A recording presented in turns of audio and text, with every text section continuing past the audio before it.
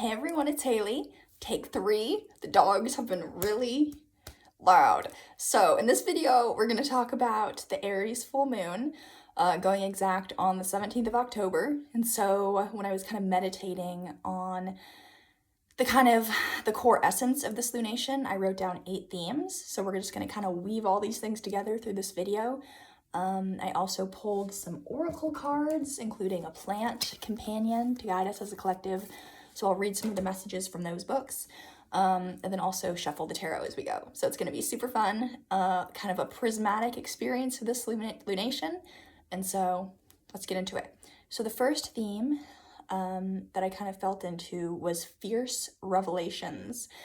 So we have something in astrology that we call a grand cross, where we have planets in all 4 of, they can be in any of like the mutable, the fixed, or the cardinal signs, but they're always in the same triplicity, like 90 degrees apart from each other. So we have like a planet squaring another planet, squaring another planet, squaring another planet.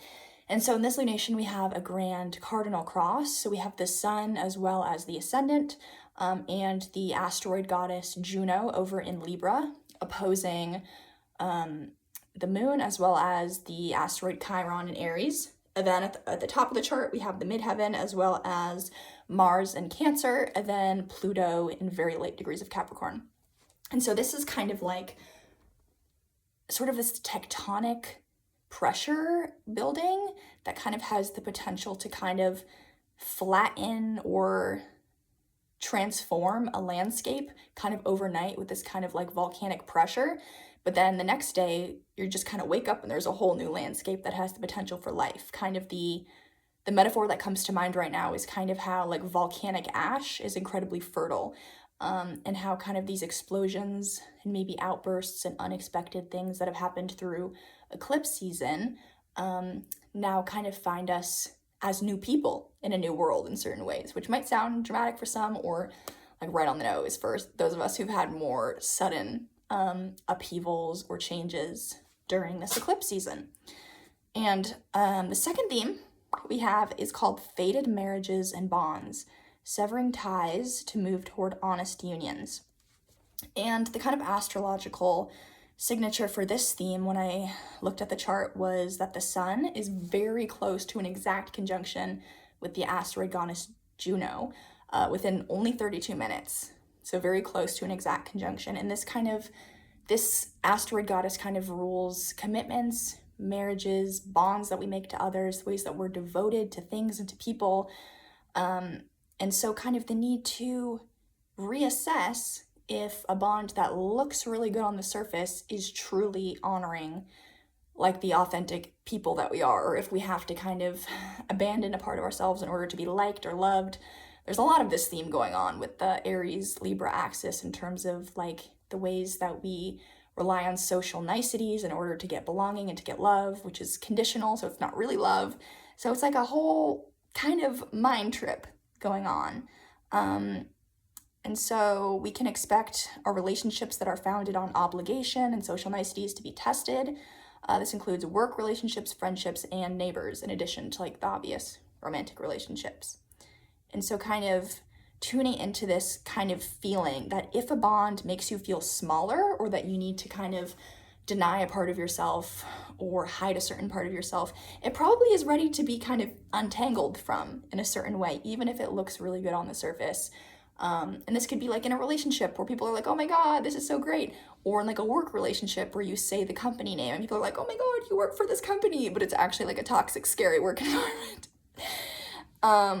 Yeah. So re-examining the ways that we are kind of karmically and contractually tied to other people and other entities is super important and feels really big around this lunation. So the third theme is loosening your grip on the reins reveals the degree of control that you really have over a situation. And this one, I don't know if I'm going to go into more. It just kind of feels true that you can kind of relax a little bit. And if something immediately collapses, maybe it never had that much staying power. But if you can kind of, not that we just like let everything go, but kind of trusting that if a situation persists in the presence of ease and calm, it's a lot stronger than if you let go for a moment and then suddenly drama erupts and it becomes super volatile, then maybe that tells you all you need to know about a situation. The fourth, very adjacent to the third theme, is allow people to show you who they really are. Yeah, this one's pretty straightforward. So if someone shows you something and then you're like, maybe they didn't really mean that, or maybe I didn't understand the motivation, or maybe it makes sense, just notice that kind of tendency to want to intellectualize and jump and kind of take your felt experience of a situation and kind of gaslight yourself in a certain way. But you can just take it at face value sometimes, that if someone does something that explicitly steps on your humanity, you don't have to wait for them to do it again to confirm that that really happened. You can just believe it. Okay, so moving on. Theme number 5. You are being gifted the courage to stand apart in service of the highest good. Those who go against the grain of harmful situations or entities will reap the gifts from within. So this is very specific and it sounds kind of metaphysical. But again, this is not just like going against the grain in terms of just like this Uranian instinct to just automatically rebel or do the opposite. But if you find yourself in a situation that's out of integrity and you trust yourself, and kind of this oracle card that I pulled, which is from Sonia Choquette's oracle card deck, Ask Your Guides, Self-Esteem with the guardian Archangel Michael, you can see that this person is literally like a part on this podium, speaking from their heart, it looks like, or making this declaration, and people are kind of looking at them, and that would feel very scary. But there's this kind of support there, that if you are in a situation that is broken beyond repair or out of integrity, you can trust that by being brave and being gifted with this courage to stand apart, even if it's terrifying, it feels like you're gonna die, there's gonna be a huge amount of growth and kind of karmic rewards that come from addressing, calling out a situation when it's out of integrity, and then acting on that knowledge and kind of pivoting in order to make the more aligned choice, even if it's temporarily really uncertain what that choice is. Like, not making a choice with the energy of this lunation might be slightly better than continuing to ride the waves of like out of integrity but familiar and safe, if that makes sense. Yeah, bravery is very much rewarded under this full moon. Okay, theme number 6, who were you before you were made wrong? A return to childlike innocence and expression without fear, in addition to the rising of heart-centered awareness and healing of the heart generally, which kind of showed up around this. And then in the Archangel Oracle Cards deck by Doreen Virtue, I pulled, Comfort with the Archangel Azrael. I am with you in your time of need, helping your heart to heal, which is kind of lovely. So maybe a lot of hurt has occurred recently, and this kind of lunation is kind of this like, there's a lot of divine support coming in to kind of support our hearts, support the kind of pain of, again, like what the theme was talking about, being made felt to feel wrong about a situation. And this just kind of returned to just this kind of childlike innocence in a way. Theme number 7, we have bifurcations are no longer tolerated. And you're invited to ask yourself, how can you close the gap between who you are in different areas of your life? Mutability is causing confusion. So this is, again, kind of weirdly specific, but calling in that kind of like core heart authenticity and again, this is a little bit more complicated or nuanced when it comes to real life, because we don't really necessarily show up in the same way at home that we do in the workplace, that we do with friends, that we do. Obviously, there's a beauty and flexibility and adaptability in being like multifaceted beings.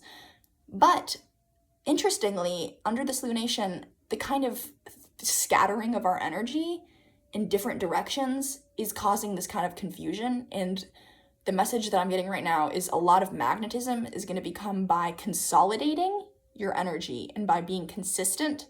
Consolidation and consistency in terms of being brave enough to be who you actually are in situations that you may feel alienated from yourself in.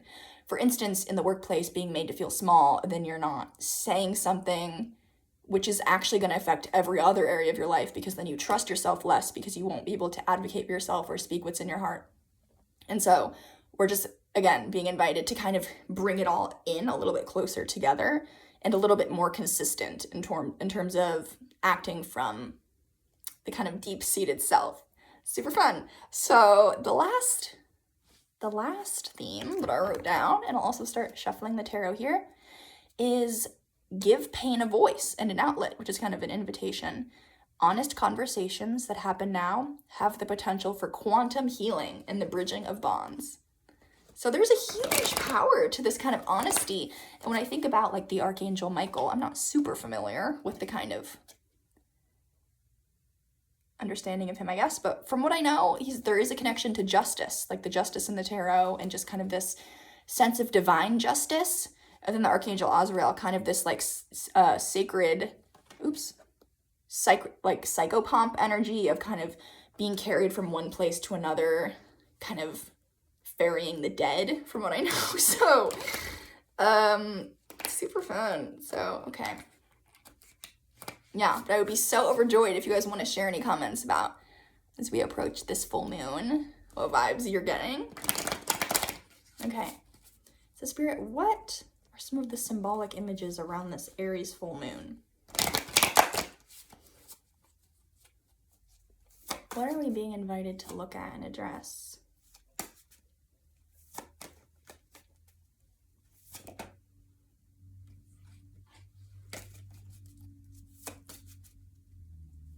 This Aries full moon.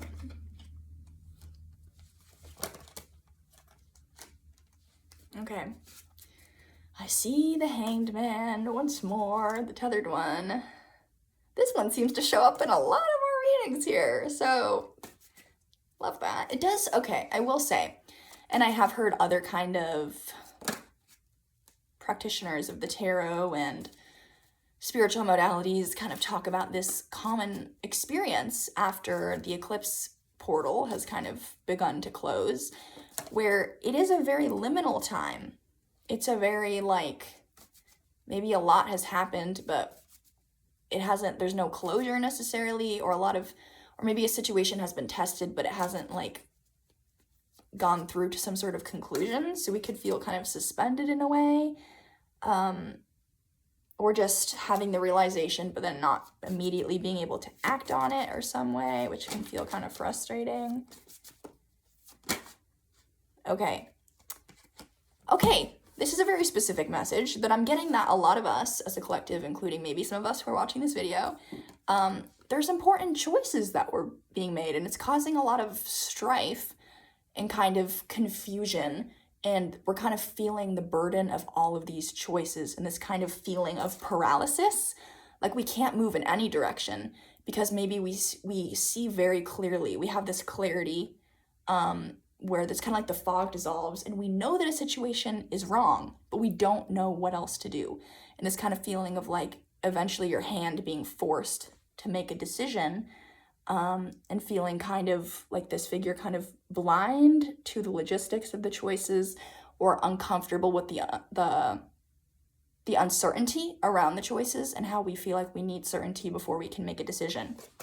Okay, and this is causing the King of Wands in the reverse position, like a crisis of confidence and a feeling like we can't be the authorities of our own lives and kind of the sovereign people who control or contribute to the shaping, the molding of our lives, because we feel like we need all of the information in order to make a choice. Okay, and it's causing a lot of anxiety, this feeling of maybe we notice the ways, again, that like a bond or a relationship or a job is out of integrity with who we are, but that's easier said than to like actually, change overnight in order to bring everything in alignment with who we are inside. Like that's a big ask, and it's causing a lot of sleeplessness, a lot of like distress, honestly. But this is super interesting to me because the other two cards that fell out, we have the Nine of Cups and the Three of Cups. So this kind of like jovial celebration energy, and I'm getting like a message that we can kind of celebrate in the midst. Okay, so the image is coming where it's like there's a war going on, but people are like getting together and like sharing food and like sharing wine and music and kind of creating this beautiful alcove, and kind of how the music and the human experiences are essential to navigate the kind of catastrophe of confusion and uncertainty and a lot being up in the air and nothing is resolved, which again kind of matches like going into the election, going into just the energy of the collective, likely at the time of this lunation, where there's a lot of uncertainty, but we're kind of being invited to take a pause back, and how kind of the celebration and the joy has the potential to carry us through those times, and then also reinforce like the why of why we're in a situation or why we're doing something, if not to just kind of give us that like survival boost of dopamine. Okay, wait, so let me just tune in for one more second and see what we're being invited to choose between, because I'm really curious. What are all these choices that are being made for us right now? Like, what is the first choice and what is the second choice? Let's see. Okay. Spirit, under this Aries full moon, what are we being invited to choose between? Okay, thank you. And what is the other choice? If not the page of, okay. Oh, interesting. We have both pages. Oh, I know this makes sense when we have the doubling of this like choice energy, because it's like one choice. Okay, this is very interesting. It kind of chills when I'm talking right now. So one choice, they look very similar on the surface. Or there is, if they don't look the same. Okay, let me just show you the cards and slow down a little bit. Okay, we have the Page of Cups in the upright position, which when I see this card, it feels like a very youthful, like artistic, creative, hopeful, this kind of like cinematic energy, if that makes sense, of this person just like delighting in this fish coming out of this cup. And then we also have the Page of Pentacles in the reversed position. And so this literally looks like he's like letting, like the coin is falling out of his hand. Interesting. Okay, so I feel like a lot of us are, okay, I think a lot of this is financially related to a lot of people where, or if not finances, because the Pentacles, they rule money, but they also just rule kind of the principle of stability in our lives, the earth element, things that are, that kind of can stand the test of time. And so there's like an older, but it's still youthful because it's both, it's a page. And so one of the choices feels like something that you've grasped at for a long time, have invested a lot of time and resources and energy into. This reminds me of like going to school, like med school for like a long time. And you've planted this seed, this kind of like very youthful energy, but perhaps it's disconnected from like the heart, like the water element of the cups makes me think of the heart, where it's something that you think you should do. There's an element of obligation in this for sure, where it's like, and also this kind of idea of the sunk cost fallacy, where it's like, I've invested all of this money and this energy into this project, but I think I have to let it go. And this kind of like premature death of this project or thing. But there's like something that is wanting to come in that's a lot more fun. That's a lot more kind of this like joyous energy. And so something that like feels, but it's like there's a lot of pain and grief in that, because even if it feels like drudgery, there's some theme, and maybe this is not for everyone watching, maybe this is just for a few people, where there is something that you've put a lot of time and energy into, you've invested, you've pushed this thing for a long time, you've tended to it, or even if it's new, even if you just started something, but it made itself clear to you immediately. Again, this reminds me of the theme where you can trust when people show you who they are, or when situations show you what they are.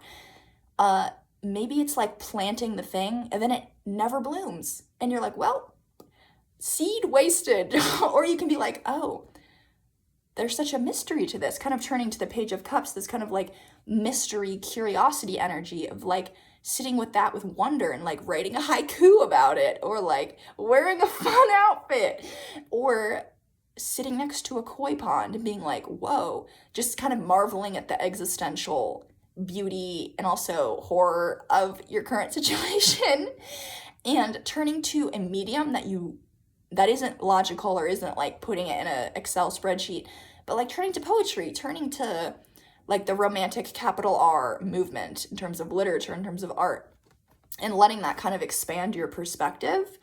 And there's an opportunity for sure lost here, and allowing yourself to grieve that for a lot of us. And then okay, this is interesting. The upright choice is more unclear. So this makes a ton of sense where we have the hanged one, we have all of this uncertain, like variable up and down, choice-based energy where we're like, oh my God, what's up and what's down, what's left and what's right?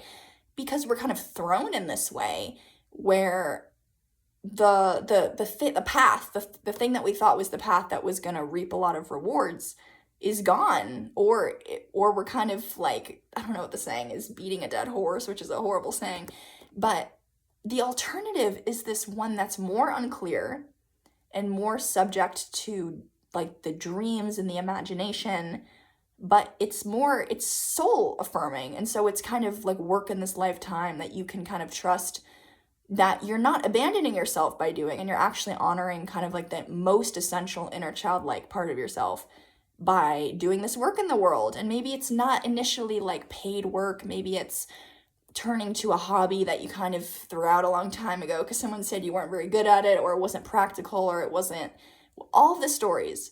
And so allowing yourself, even just meditating on the imagery of this card. I'll stop talking for a second. We can just look at it. Yeah. So, yeah, I think we're really, actually, before I close, let me read some of the messages of these cards to kind of tie this together. So this is comfort. Even the strongest person experiences upsetting situations, and there is absolutely no shame in taking time to heal your heart. This is a good time for quiet reflection upon your true feelings. Okay, this makes me, the true feelings. This person seems like they honor their true feelings. Write them down in a private journal, and then call upon me to bring comfort to your heart and mind. I can help you sleep better at night. That's pretty crazy. This guy needs better sleep. And put your mind at ease. Beautiful. Okay. And our other message, self-esteem with the Archangel Michael. Let me show you this card, which represents integrity, self-expression, boundaries, and convictions. You may feel like the odd man out right now, and others may not fully appreciate or support your ideas and perspectives. In fact, you might be feeling discounted altogether. Fortunately, the guardian angel Michael is present to help you remain grounded and centered, even in such times of being challenged or misunderstood. He counsels you to remain true to yourself and steadfast in your convictions, even if they aren't shared by those around you. Yes, it can be scary to go against the crowd, or against the grain, as I said in my theme, and stand up for what you believe in, especially when it's unpopular or possibly ahead of its time. But Michael stands by you and reminds you that this is part of becoming a spiritually mature soul. He helps you ignore popular opinion and stay true to your heart. Beautiful. Beautiful. Don't seek approval or doubt yourself when you don't receive it. Instead, Michael encourages you to stand in your full spiritual adulthood and claim your self-esteem by trusting what you feel and believe in. Do not abandon yourself to win approval in the moment, and don't be afraid to take a stand. After all, this is how you'll become the true leader of your own life. Yes! Beautiful! Okay, so parting messages, sending lots of love. I know this eclipse season has been a lot, really a lot. Turning towards your heart, whatever that means to you. Maybe that's putting a hand on your heart, breathing into your heart, noticing what your heart is feeling, listening to music that invokes any emotion in you. Turning towards the non-rational, non-obvious choice that feels like it's expired because it's autumn, kind of. This is kind of this like spring energy if we've planted something. And it's okay, this is another specific message. Something may have started in the spring for some of us, and maybe it's done now. With autumn, kind of this turning of the wheel, this turning of time. This is a natural kind of decomposing process of we kind of step into this like heightened element of air, these autumn blustery winds sweeping across the landscapes and taking things out, and honoring the grief that brings. There's very much I know in the traditional Chinese medicine approach, grief connected to the lungs, connected to autumn, connected to the wind. So we can kind of trust that there's a bigger plan here. And yeah, sending lots of love. Have a beautiful day.